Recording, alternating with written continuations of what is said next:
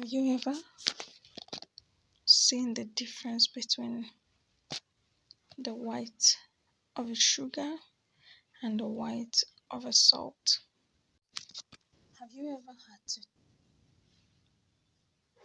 go through a test trying to decipher between salt and sugar?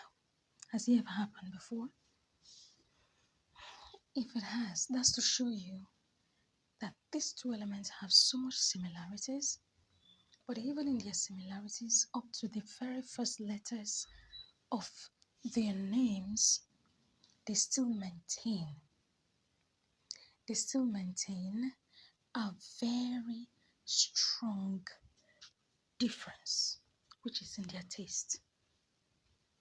Now, as much as we have so many innovations where we see sugar being brought into soups and into things that originally it may not have been created for, but we see that the two elements serve their different purposes. They have their different purposes. It can be likened to every believer, every child of God who has the salty aspect of his life and the sugary aspect of his life. Now you may ask, both of them are actually adding flavor to the lives of people. Yes, but on different occasions and for different circumstances or situations. No matter how sugary your tea is, you can never use salt to balance its taste. True or false? True. Even though we can't say the same for soup, there's sometimes, depending on the type of soup you prepare, you could have to ask for the help of sugar to help you balance an over salted food. Now, but in some cases it doesn't work. Yeah. But the truth is this: every of these elements stands out in their unique areas.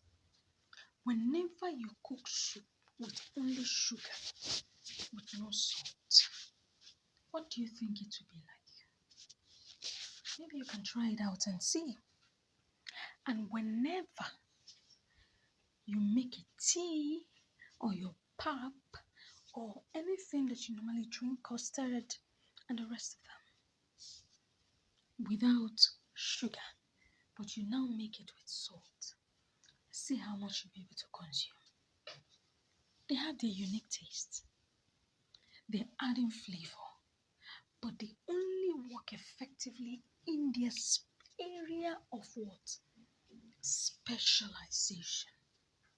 In their domain. Thank you. As much as we are the salt of the earth and we are called to make the lives of people sweet, that's the sugary part of us. All of this works when we are in the right domain. When we are in the right domain. Because if you're not in the right domain, there are so many things that you could do that instead of yielding the required results, will look like it's a waste of time. So as much as you appreciate the taste of sugar, you can never replace salt in your soup with sugar and say, oh no, I no longer want to cook my soup with salt, I now want to cook it with sugar. No, it's not possible. Or you decide and say, from today I want to be making my tea with only salt and no sugar. No. They have the area where they function properly, where their value is appreciated, the right domain. So as much as we are like the salt and sugar as believers, in order for our values to be appreciated and to yield the required result, then we must operate from the right. The values are well appreciated in the right domain.